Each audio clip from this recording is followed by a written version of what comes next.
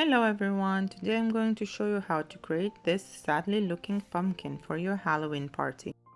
I started making this cake from baking my favorite chocolate cake. You can find the recipe in the description box below.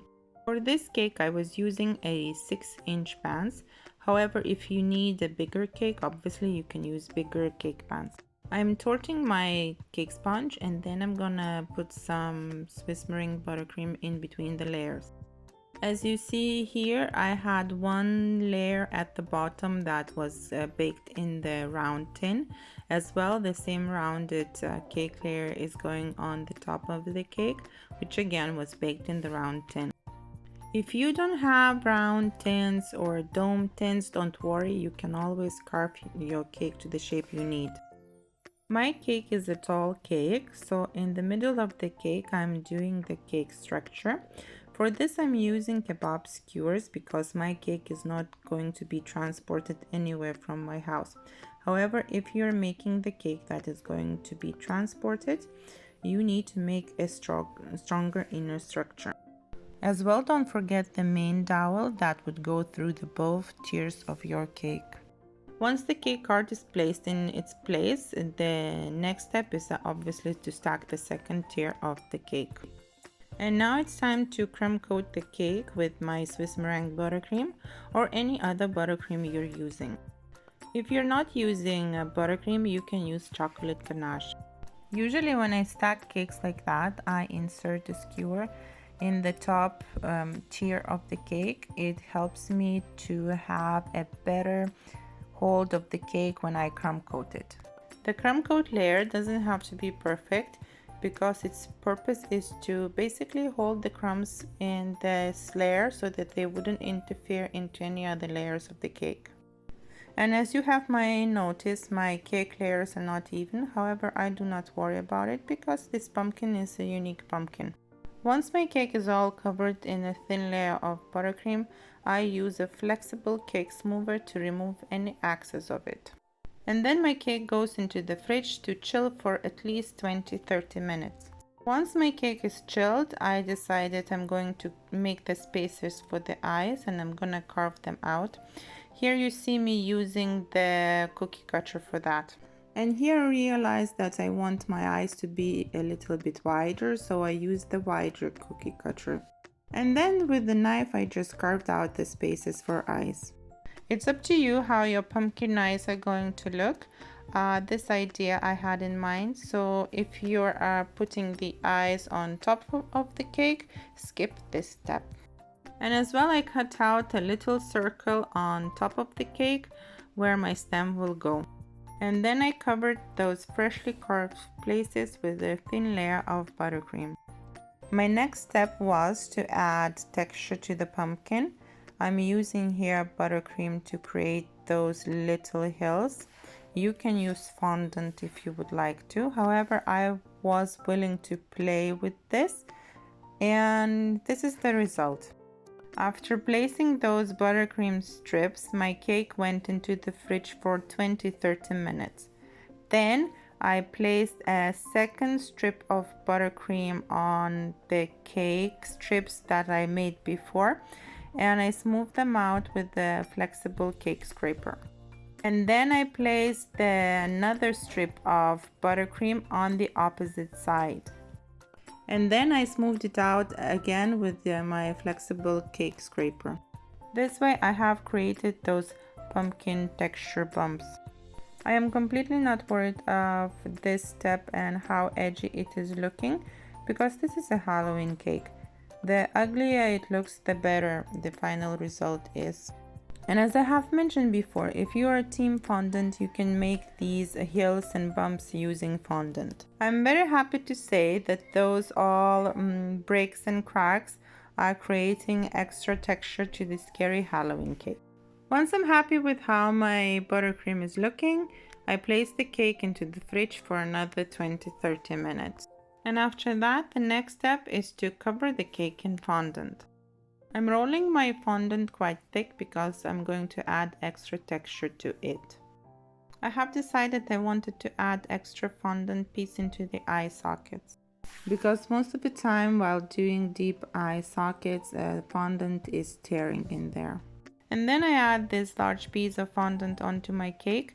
Do not worry if it tears and breaks, because all these extra textures are making the cake look more unique. The point of this action was to glue the fondant to the cake so that it wouldn't tear anymore.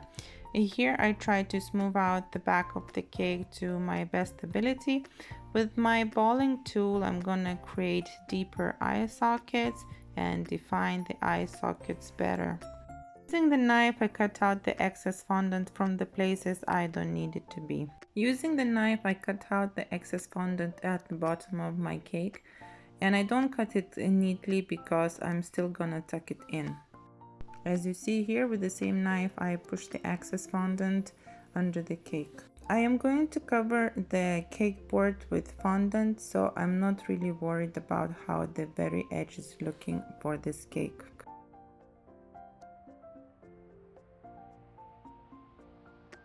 Next, I'm marking the area where my mouth will go for the pumpkin. And here again, I'm gonna use balling tools to a little bit define it.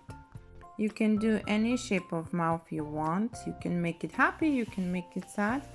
As well, you can make it out of separate piece of fondant and just glue it on top. As well, I have decided to cut out more fondant from the top of the cake where my stem will go. And here I'm going to do a little bit of patchwork. So I'm using my balling tool to smooth out my fondant.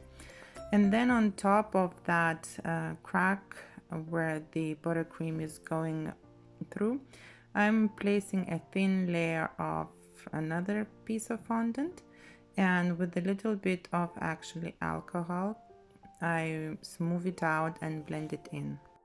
Please note that some fondant brands blend in better than the others. Some fondant brands will let you still see the line of blending in. However, this is a Halloween cake. I really do not worry if some lines are being seen or not. When I finish this step as well, I'm gonna paint my cake. So everything that is not so neat and tidy is gonna be hidden by the paint. As you see here, I repeat the same process through all the diameter of the cake. Just moving out with my fingers, using balling tool, using cornstarch if the fondant gets sticky.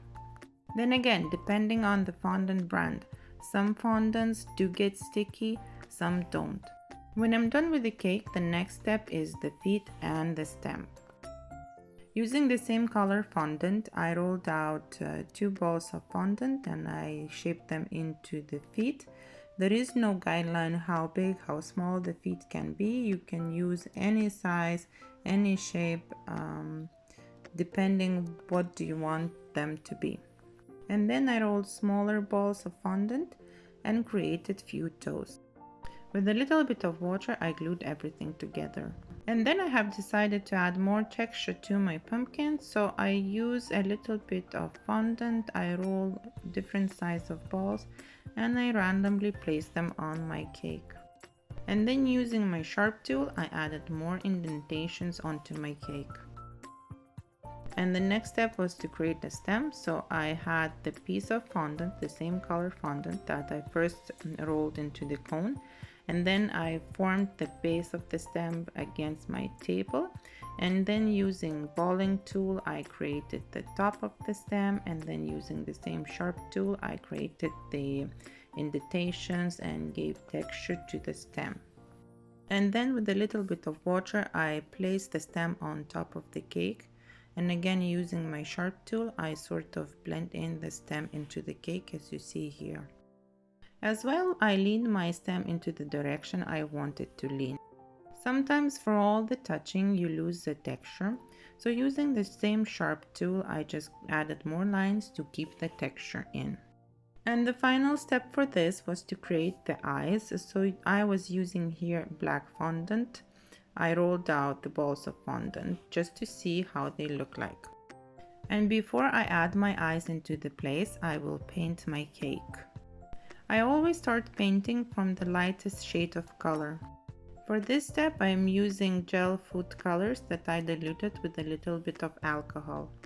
What I actually needed to do before the painting is to decorate my cake board with fondant. This would have saved me a lot of food colors and the time as well. You will see me covering the cake board a little bit later. However, if you are not choosing to cover your cake board in fondant and use the other medium to do that, you can paint everything here just like I did and then cover your cake board in your preferable medium. For example, it can be coconut flakes, sprinkles, and everything else that is, let's say, brittle and your food colors could go on them. Once I covered my cake with gel food colors diluted in alcohol, the next step was to cover everything else in edible dust. The color palette depends on you. I was using different shades of orange, brown, black, green. And I always finish with the darkest color in my palette. So in my case, the black dusts were the last food color I was using on my cake. If you don't like using dust, you can do everything again with gel food colors diluted in alcohol, or the same dust you can dilute in alcohol and paint. However, the purpose of my cake was to practice different techniques and whatever I felt like doing. So this is what I chose to do for my cake. Once I finished painting my cake with edible food colors, the next step was to place the eyes in the eye sockets. I used a little bit of water to attach them there. And then I covered my cake board in fondant. And if you are wondering why my water is green, my water wasn't green. I was using a clean brush. However, the dust that I was painting with my cake went on the cake board, and once I used the water, everything turned green black. And again, I gave it a little texture with my sharp cake tools, and then I colored everything with the same food colors that I was using on the pumpkin in the same exact method. To make my cake board look a little bit different, I added the gel food colors and edible dust in a different way. So first I painted the fondant with the gel food colors diluted in alcohol, and then using the brush I dabbed in the dust. Again, creating your cake, you can use any method, any way of coloring and dusting your cake. And the last step after I finished painting my cake board was to attach the feet to the cake. And again, I gave them a color with gel food colors and dust. And as well, I would do the same even if I was using the shredded coconut or sprinkles for my cake board. I would attach the feet the last. Then I would paint my feet very carefully, not to spread the food paints on the shredded coconut or sprinkles. I used a little bit of glucose to paint in the eyes, and the last step as well was to attach the ribbon to my cake board. And there you have it, your pumpkin cake is ready to go and share with your family and friends. Thank you for watching and subscribing to my channel.